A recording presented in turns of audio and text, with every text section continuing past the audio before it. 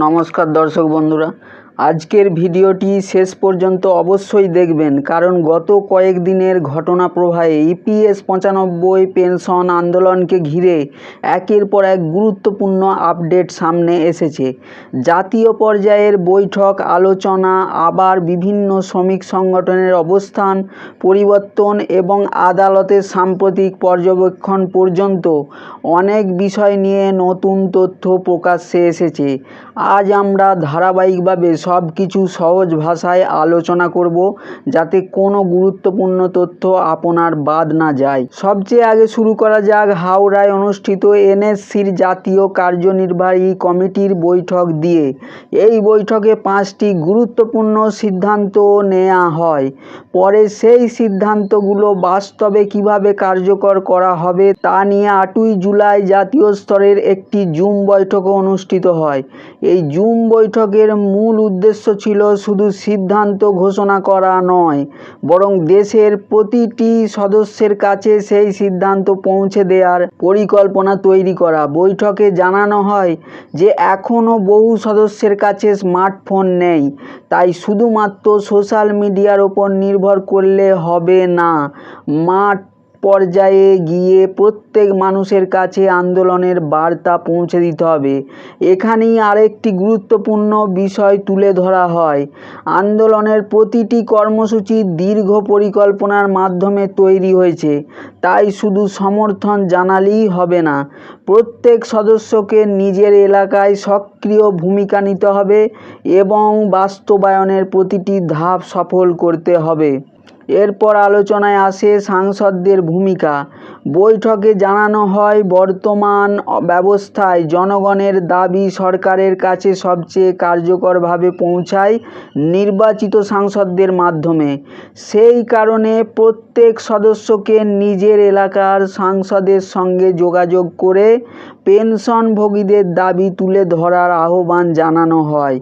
এর পাশাপাশি central board of trustees বা সিবিটির সদস্যদের সঙ্গেও যোগাযোগ বাড়ানোর ওপর গুরুত্ব দেওয়া হয়েছে, কারণ শ্রম মন্ত্রকের কাছে বিষয়গুলো পৌঁছে দেওয়ার ক্ষেত্রে তাঁদেরও গুরুত্বপূর্ণ ভূমিকা রয়েছে। এখানে আরও একটি বিষয় বিশেষভাবে উল্লেখ করা হয়। আন্দোলনের লক্ষ্য কোনো একটি সংগঠনের কৃতিত্ব অর্জন নয়, বরং সব সংগঠনকে একসঙ্গে নিয়ে পেনশনভোগীদের স্বার্থে একটি যৌথ আন্দোলন গড়ে তোলা।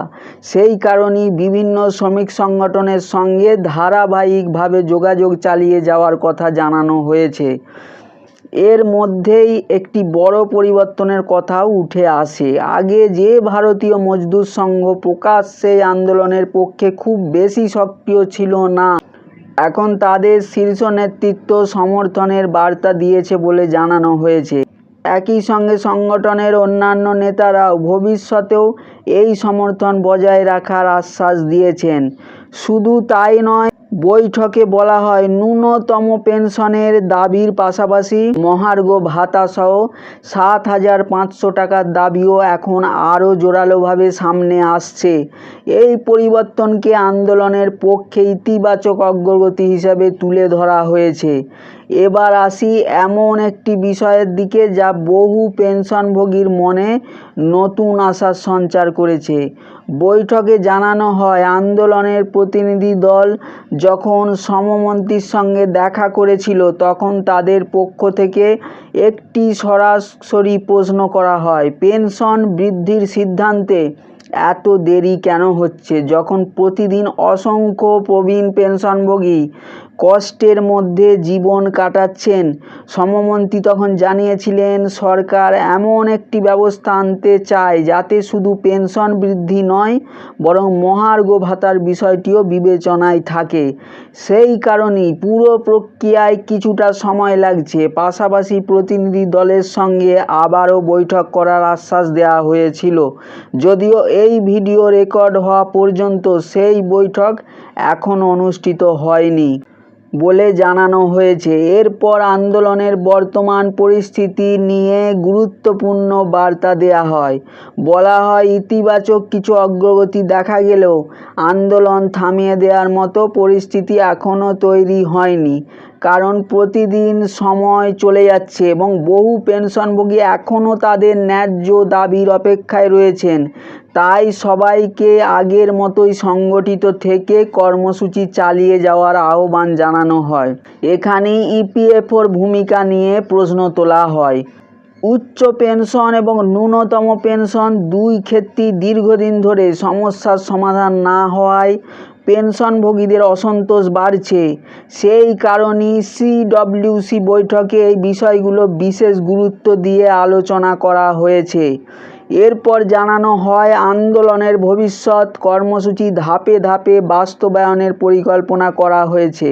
শুধু সিদ্ধান্ত নিলেই হবে না, প্রতিটি সিদ্ধান্ত মাঠ পর্যায়ে কার্যকর করতে হবে। প্রত্যেক সদস্যের সক্রিয় অংশগ্রহণ ছাড়া এই আন্দোলনের লক্ষ্য পূরণ সম্ভব নয় বলেও বৈঠকে উল্লেখ করা হয়। এরপর আসে 2026 সালকে ঘিরে একটি গুরুত্বপূর্ণ দাবি। সংগঠনের লক্ষ্য হলো পেনশনভোগীদের পূর্বের অধিকার অক্ষুণ্ণ রাখা এবং ভবিষ্যতে সেই সুবিধাগুলো আরও উন্নত করার চেষ্টা করা। পাশাপাশি ন্যূনতম পেনশন বৃদ্ধির দাবিকেও সমান গুরুত্ব দিয়ে এগিয়ে নেওয়ার কথা বলা হয়। বৈঠকে আরও দাবি করা হয় যে পুরনো ইপিএস ব্যবস্থাকে বর্তমান সময়ের প্রয়োজন অনুযায়ী পরিবর্তনের ক্ষেত্রে একটি বড় প্রশাসনিক বাধা অনেকটাই দূর হয়েছে। ফলে ভবিষ্যতে ইতিবাচক অগ্রগতির সম্ভাবনা তৈরি হয়েছে বলে মনে করা হচ্ছে। তবে তিনি একই সঙ্গে স্পষ্ট করে দেন একটি বিষয়, সরকার তার নিজস্ব প্রক্রিয়া অনুযায়ী কাজ করবে, কিন্তু সংগঠনকে তার দায়িত্ব পালন করতে হবে। তাই প্রত্যেক সদস্যকে কর্মসূচি ধাপে ধাপে বাস্তবায়ন করার আহ্বান জানানো হয়। এছাড়াও বৈঠকে জানানো হয় ভবিষ্যতে প্রয়োজন হলে আরও কঠোর আন্দোলনের পথও খোলা রাখা হয়েছে, তবে সেটি সম্পূর্ণ স্বেচ্ছাসেবী হবে। যারা অংশ নিতে ইচ্ছুক তাদের নিজ নিজ রাজ্য সভাপতির কাছে নাম নথিভুক্ত করার অনুরোধ জানানো হয়েছে, যাতে প্রয়োজনে একটি সমন্বিত তালিকা প্রস্তুত করা যায়। সবশেষে সংগঠনের ভেতরের ঐক্যের ওপরেও বিশেষ গুরুত্ব দেওয়া হয়।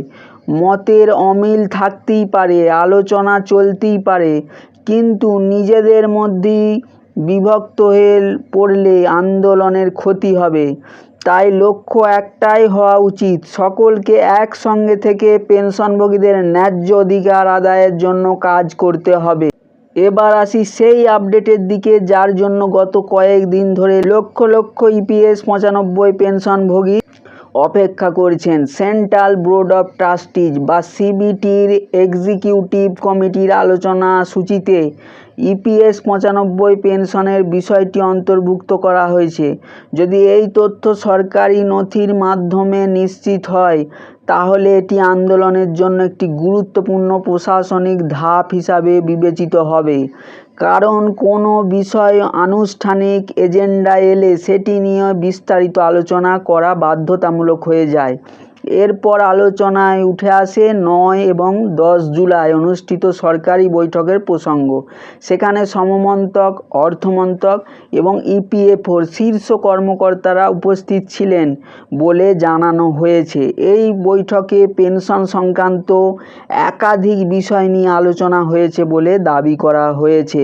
পাশাপাশি অষ্টম বেতন কমিশন এবং মহার্ঘ ভাতা সম্পর্কিত বিষয়েও আলোচনায় অংশ ছিল বলে উল্লেখ করা হয়। ইপিএফওর পক্ষ থেকে পাঠানো একটি প্রস্তাব সরকার নীতিগতভাবে গ্রহণ করেছে বলে দাবি করা হয়েছে। তবে এই বিষয়ে এখনও পর্যন্ত কোনো আনুষ্ঠানিক সরকারি ঘোষণা প্রকাশিত হয়নি। তাই চূড়ান্ত সিদ্ধান্তের জন্য সরকারি বিজ্ঞপ্তির অপেক্ষা করাই সবচেয়ে গুরুত্বপূর্ণ।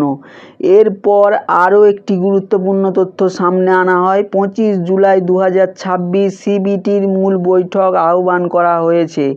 এই বৈঠকই ইপিএস 95 পেনশন সংক্রান্ত প্রস্তাব নিয়ে বিস্তারিত আলোচনা হওয়ার সম্ভাবনা রয়েছে। এক্সিকিউটিভ কমিটিতে আলোচিত বিষয়গুলো সাধারণত মূল বৈঠকই চূড়ান্তভাবে বিবেচনা করা হয়। ফলে এই বৈঠকের দিকে স্বাভাবিকভাবেই সবার নজর রয়েছে। সম্প্রতি মাদুরাই হাইকোর্ট পেনশনভোগীদের স্বার্থে একটি গুরুত্বপূর্ণ রায় দিয়েছে। আদালত মর্যাদাপূর্ণ জীবনযাপনের সাংবিধানিক অধিকারের বিষয়টি উল্লেখ করেছে। এই রায়কে কেন্দ্র করে সরকারের উপর চাপ আরও বেড়েছে বলেও তিনি দাবি করেন। এর পাশাপাশি আন্দোলনের জন্য আরেকটি গুরুত্বপূর্ণ বিষয় তুলে ধরা হয়।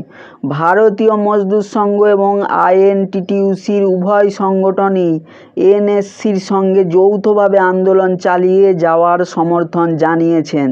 পাশাপাশি ন্যূনতম ৭,৫০০ টাকা পেনশন এবং মহার্ঘ ভাতার দাবিকেও সমর্থন করার কথা বলা হয়েছে।